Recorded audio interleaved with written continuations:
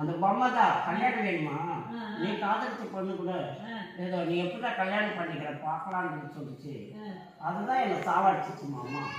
அம்மா எனக்கு கல்யாணம் ஆச்சா காட்சி ஆச்சா? அந்த பொம்மை எந்த பக்கம் வந்தது? அந்த பொம்மை ஏதோ சரிம்மா. புரியலையா? எனக்கு புரியலம்மா, எல்லாருக்கும் புரியலையம்மா. எல்லாருக்கும் புரியாது.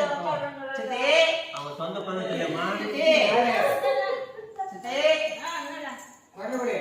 என் பேரு சித்தி. சொல்லுப்பா சொல்லுப்பா. என் சின்ன சித்தி சின்ன சித்தி இந்த அவங்கள பார்க்க வந்துட்டீங்களா? சித்தி சுதா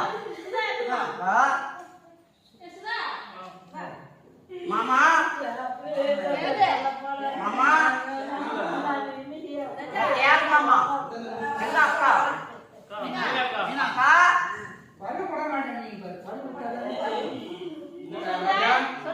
அக்கா இது எந்த நிலைமைக்கு மாமா? எந்த நிலைமைக்கு இது செவரோண்டி தானே கேட்டுருந்தீங்க இப்ப பள்ளி மாதிரி.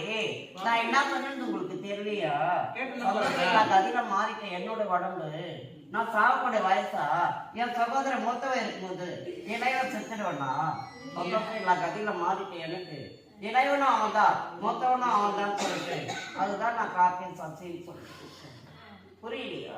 நீ என்கிட்ட சொல்ல வேண்டியதானப்பா இது வந்து. ஆமா எத்தனை முறை யார் கையில சொன்னாலும் விதி தெரிதா மதி தெரிதான்னு சொல்லிட்டு விதி நினைச்சு கையாளுற. நீ மதி கொடுக்குமா உங்களுக்கு? எனக்கு மதி கொடுத்து தான் உங்க கையில பேச வைக்கணுமா? அந்த போன் மூலமா தான் பேசுனேன். புரியுதா இல்லையா? அந்த போன் மூலமா கூட பாடா நீ எங்க பேசினாலும் உன் மனசு மாறதுக்காக விட மாட்டேன் மாத்திரண்டான்னு சொல்லிச்சு. பாட்டி ஐயா